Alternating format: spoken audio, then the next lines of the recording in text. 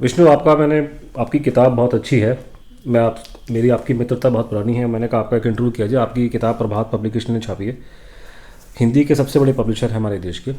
और ये है विष्णु शर्मा, इतिहास के 50 वायरल सच। इसमें आपने बहुत सी बातें लिखी हैं, जिसमें आपने ऑफकोर्स नेता जी के बारे में लिखा है, महात्मा गांधी के बारे में लिखा है, पंडित जी के बारे में लिखा है। उसके अलावा आपने पूरे हिस्टोरिकल बहुत चीज़ें, शिवाजी महाराज के ज़माने की बात, आपने ऐसे बहुत से इंटरेस्टिंग एस्पेक्ट्स, बहुत सी इंटरेस्टिंग कहानियाँ, आप जैसा कि आपका टॉपिक है ना 50 वायरल सच, ऐसी बहुत बातों को लिखा है जिसको लोगों में काफ़ी इंटरेस्ट है लेकर के।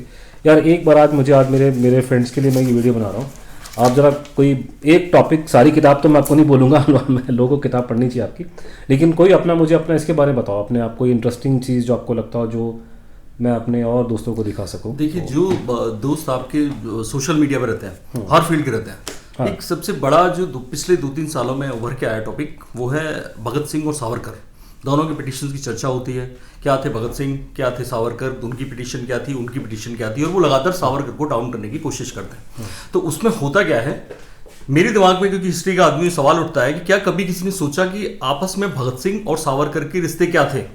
आप लोग तो भगत सिंह को अप करके सावरकर को डाउन कर देते हैं, लेकिन उन दोनों के आपसी रिश्ते क्या थे। तो इस पर मैंने एक आर्टिकल इसमें शामिल किया और रिसर्च की ढेर सारी कि उनके आपसी रिश्ते क्या थे। अब मैं आपको बताता हूँ, जब 1857 स्वातंत्र समर, प्रथम स्वातंत्र समर, ये किताब बड़ी मुश्किलों से सावरकर ने लिखी थी। और कैसे लिखी थी, ब्रिटिश लाइब्रेरी में जब वो लंदन पढ़ रहे थे, वहाँ की कैसे भी सदस्यता हासिल की, बड़ी मुश्किल से उसमें से डॉक्यूमेंट्स निकाले 1857 के। और उसकी वजह ये थी कि 1857 का जब 50वां साल हो रहा था, तो वहाँ पे वो 1807 में ग्लोरीफाई करने के लिए बड़े बड़े इवेंट कर रहे थे अंग्रेज। तो उन्हें गुस्सा आई, उन्होंने वो मेहनत की और उस किताब में इसके लिए ढेर सारी, जैसे विकीलीक्स केबल होती है, उस तरह की केबल्स तब भी भेजी जाती थी। वो सारी की सारी इंडिया लाइब्रेरी में रखी जाती थी, वहाँ से उन्होंने निकाले और फिर एक किताब लिखी। वो किताब करीब 6 देशों में घूमती हुई, सब जगह अंग्रेजों को पता चल गया कि यहाँ नहीं छपने देंगे, वहाँ नहीं छपने देंगे, किसी तरह वो छप के आई, बड़ी कहानी है। अब वो किताब किसी तरह से भगत सिंह को पता चला। अच्छा, भगत सिंह के साथ और बाकी क्रांतिकारियों के साथ दिक्कत क्या थी कि वो सारे के सारे यूरोपियन विचारधारा से बड़े प्रभावित रहते थे। रूसी क्रांतिकारी या और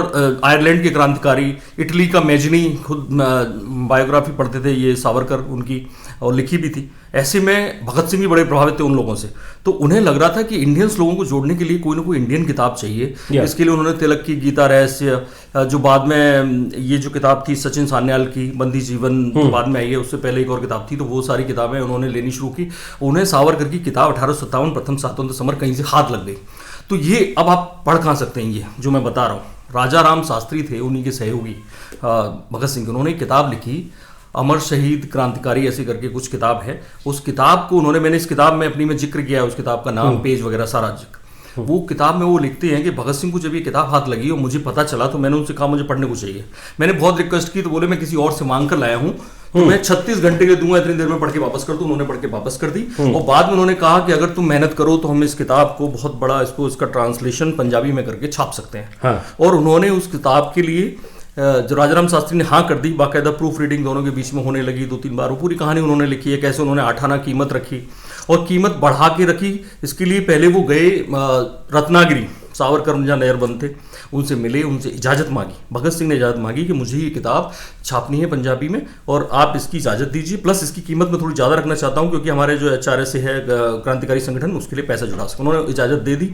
उसकी 2 कॉपी जब छप गई तो सावरकर को भेजी गई। ये भी राजाराम शास्त्री लिखते हैं। पहली कॉपी राजऋषि टंडन, पुरुषोत्तम दास टंडन जो थे, उनको दी गई। ये सारी डिटेल उन्होंने लिखी है। और कैसी किताब गदर क्रांतिकारियों ने भी, लाला हरदयाल ने कोशिश की, उसका भी उन्होंने वहाँ पे एक एडिशन छापा और गदर क्रांतिकारियों को इससे बड़ी प्रेरणा मिली। बंगाली में फिर सुभाष चंद्र बोस ने छापा था 5वां संस्करण, रासबिहारी बोस ने छपाया। हाँ, तो ऐसे में उन्होंने ये कोशिश की कि किस तरह से उनके रिश्ते आप समझ सकते हैं। एक और मैं बता रहा हूँ, 3 नाम लूंगा, पिंगले, 3 नाम लूंगा मैं, जैसे मैंने इसमें जिक्र किया है उसका भी, कि जैसे ये जो गदर वाला मैंने पूरा इसमें इधर लिखा है। और उसमें मैं इस किताब में यही बता रहा हूँ कि जो 3 नाम थे, करतार सिंह सराभा, एक विष्णु पिंगले और एक और नाम मैं अभी भूल रहा हूँ, अभी आपको याद दिलाता हूँ। हाँ, मदन लाल धींगरा तो बहुत ज्यादा, हाँ, इन तीनों को बहुत मानते थे भगत सिंह। करतार सिंह सराभा का फोटो हर वक्त उनकी जेब में रहता था, उनको गुरु मानते थे। और विष्णु पिंगले जो थे, उन्हीं के सहयोग से इसका जो गदर वालों ने छापा था, वो विष्णु पिंगले शिष्य थे सावरकर के और करतार सिंह सराभा के दोस्त थे। तो करतार सिंह सराभा को बहुत मानते थे, विष्णु पिंगले को बहुत मानते, मदन लाल धिंगरा। इनके लिए कीर्ति किताब थी, मैगजीन आती थी एक, उसमें भगत सिंह ने लेख लिखे और मैंने उसमें दिया भी है। जब मैंने कहा ना कि 10 मई एक भगत सिंह ने, मैं डेट बता दे रहा हूँ, 18 अप्रैल और 1928 कीर्ति पत्रिका में एक लेख लिखा भगत सिंह ने, सेम सावरकर की line, the significance of 10th मई यानी प्रथम स्वतंत्रता संग्राम का पहला दिन। इस तरह से उन्होंने किस तरह से सावरकर के साथ ये सब किया। अब एक और मैंने इसमें एक जिक्र किया है कि कैसे भगत सिंह ने उनकी किताबें, एक बड़ा आपने देखा हुआ एक सीन आता है हर फिल्म में आता है, भगत सिंह की जितनी फिल्में, भगत सिंह अपनी जेल में होता है, अंदर होते हैं और जो भी वहाँ पे वार्डन या जेलर आगे कहता है चलो भगत फांसी का समय हो गया है, तो भगत सिंह मुड़ के कहते हैं कि रुको जेलर, अभी एक क्रांतिकारी दूसरे क्रांतिकारी से मिल रहा है। उनके हाथ में किताब होती है लेनिन की। तो लोगों ने कहा वो लेनिन को गुरु मानते थे और ये थे, और वो लेनिन के शिष्य थे, वो सावरकर से उनके क्या रिश्ता हो सकता है। अब आप जो भगत सिंह की बुक्स हैं जो पढ़ रहे थे जेल में, ये जेल डायरी में उनकी बुक्स की लिस्ट है, वो आपको गूगल पे ही मिल जाएगी। लुधियाना की एक शहीद भगत सिंह जो समिति है वो भी उनकी साइट पे भी है, और किताब भी एक प्रभात से छपी है, उसमें भी लिस्ट है। उसमें 2 किताबें वो सावरकर की पढ़ रहे थे, एक 1857 स्वतंत्र समर और दूसरी हिंदू पद पातशाही। अब हिंदू पद पातशाही से उन्होंने अपनी डायरी में नोट बनाए, मैं वो नोट जो थोड़े से पढ़ा, शिवाजी महाराज के बारे में। हाँ, हिंदू पद पातशाही जो पूरी थी वो, अब आप देखिए ये किताब की ये 4 नोट उन्होंने अपनी डायरी में से बनाए जो मैंने अपने आर्टिकल में लिखे। बलिदान तभी पूजनीय सफलता के लिए प्रत्यक्ष अप्रत्यक्ष लेकिन तार्किक रूप से अनिवार्यता सिद्ध होती है। उस तरह से उन्होंने ये जो लाइनें ये बड़ी देखिए, धर्मांतरित होने के बजाय मार डाले जाओ, उस समय हिंदुओं के बीच यही पुकार है प्रचलित थी, लेकिन रामदास उठ खड़े हुए नहीं ऐसे नहीं। ये जो पूरी चीजें हैं इसमें सारी बातें, ये चारों पॉइंट भगत सिंह ने अपनी डायरी में अपने हाथ से नोट किए हैं, आप देख सकते हो जाके। अब इसके बाद मैं जो बताने वाला हूं कि जब भगत सिंह का तय हो गया कि उनको फांसी होगी, तो अंग्रेजों को लगा कि क्रांतिकारी अब कुछ ना कुछ कर सकते हैं। भगत सिंह तो अंग्रेजों की एक पूरी टीम, वो भी मैंने इसमें जिक्र किया है, एक टीम रत्नागिरी गई कि कहीं सावरकर कुछ हंगामा तो नहीं करने वाले, कोई प्लान तो नहीं कर रहे हैं भगत सिंह को छुड़ाने के लिए या कोई बवाल करने के लिए। वो टीम गई, उसने वहाँ छापा मारा उनके घर पे, और एक राइटिंग पैड भी साथ में ले गई, कुछ चीज़ें लेके आई। बाद में ये पता चला, अंग्रेज अधिकारी को नहीं पता चला था, बाद में पता चला उस राइटिंग पैड के अंदर एक कविता लिखी हुई थी मराठी में, जो सावरकर ने लिखी थी भगत सिंह के लिए। हा भगत सिंह हा। भगत सिंह की मौत पर उन्होंने कैसा दुख प्रकट किया है।